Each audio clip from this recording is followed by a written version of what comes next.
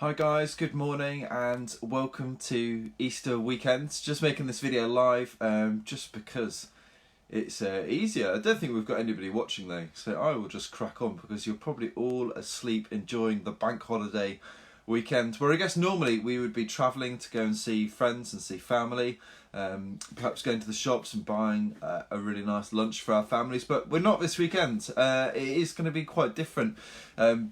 On the news last night, we've just been encouraged to stay safe this Easter, stay safe at home, and to not travel. It looks like the lockdown is not going to be lifted anytime soon. But I just want to remind you that this morning, what it is that we are celebrating is that there is a way of staying safe that does not involve merely staying inside our houses, although obviously I recommend that you stay inside your house this Easter, but that there is a much greater truth and a much greater place to hide and a much greater place to stay safe this Easter. Oh, good morning, Melissa. Thanks for watching.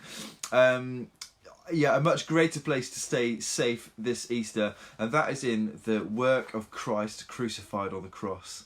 And this morning we celebrate and reflect on the fact that he died for us, that he was crucified, and that he walked up that hill to Calvary carrying a wooden cross, a wooden instrument of torture on our behalf. And it's almost a great thing of sadness that we remember everything that Christ went through on our behalf, yet we call it Good Friday, because there's a security in knowing that he did that for us that sets us free, isn't there?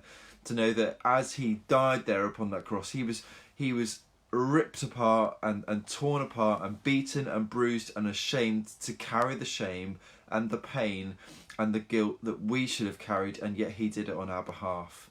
And it's just beyond comprehension, isn't it? Sometimes I don't even know how to even begin thinking about the fact that he did that for us, that really all those years ago, with us in mind, personally with us in mind, he walked up that hill carrying that cross so that we would be set free.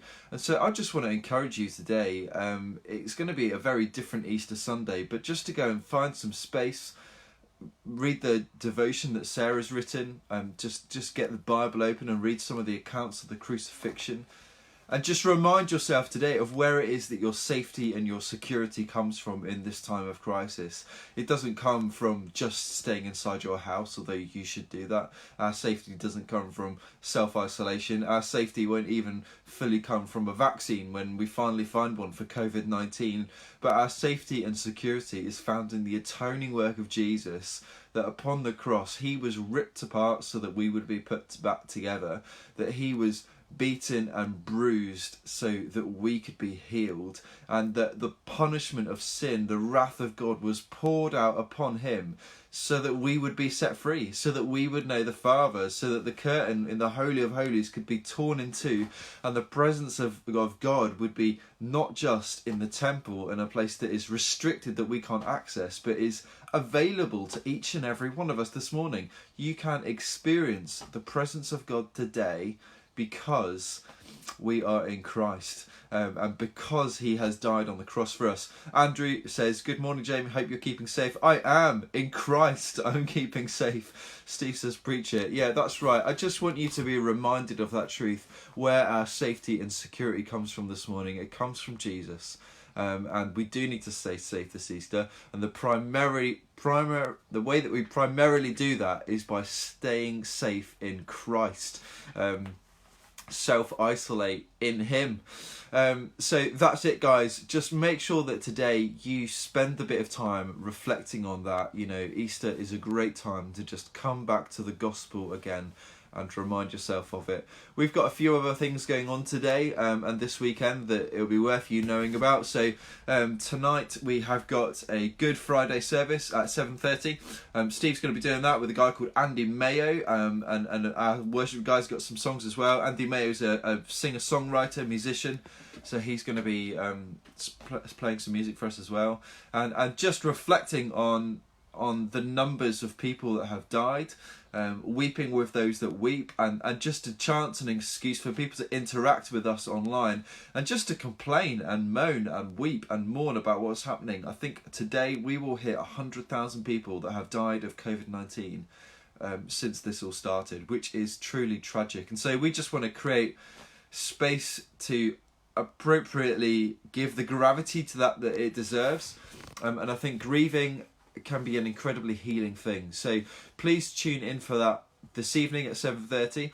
And then Saturday is obviously the day that Jesus was in the grave, and that before he rose again. And so tomorrow we're going to have a social media blackout. There's going to be a Facebook frame for us to put on our profile pictures coming out later to remember those that have suffered from COVID-19 so far.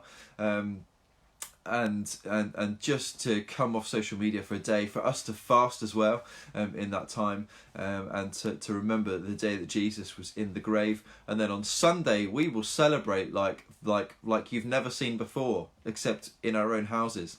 So we've got Hope Fest on Sunday, and we're encouraging you guys to just go wild in any way that you can that involves self-isolation and social distancing.